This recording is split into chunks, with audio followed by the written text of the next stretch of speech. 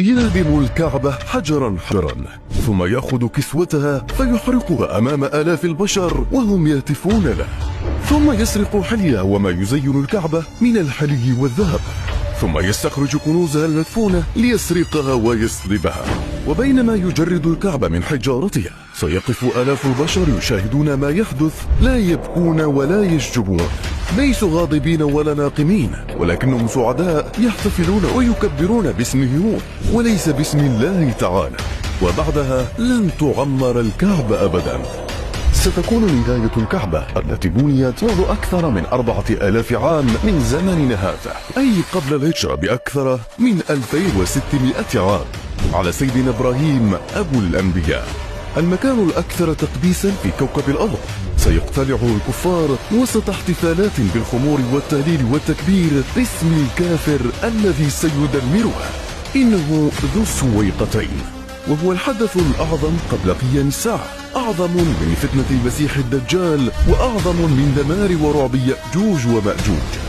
في آخر الزمن بعد أن يظهر المسيح الدجال فيقود جيشا عظيما ومرعبا ويتبعه الملايين من الضالين، ثم يأتي المهدي المنتظر مع المسيح عيسى بن مريم فيقضون على الدجال وأتباعه، ثم يخرج قوم يأجوج ومأجوج فينتشرون في الأرض فسادا ورعبا،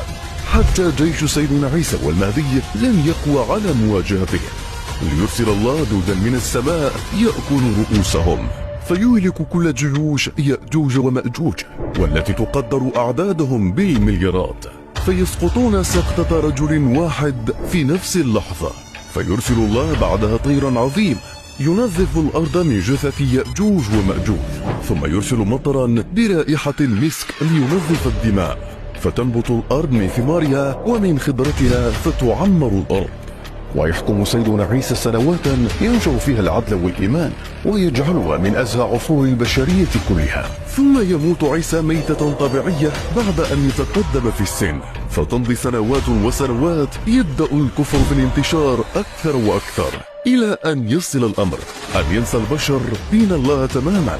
فحتى لا إله إلا الله لن يتذكروه.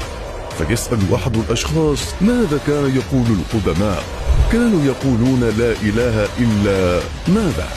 حتى باقي الأديان من المسيحية واليهودية لن يعرف البشر وقتها ما هو كتاب التوراة وما هو الإنجيل وما هو القرآن الكريم.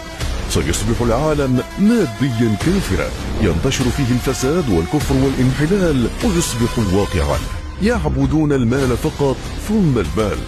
ثم ستبدأ العلامة الكبرى حينما يأتي ذو السويقتين، وهو رجل أسود البشرة بساقين صغيرتان أفحج القدمين أي بين ساقيه تباعد،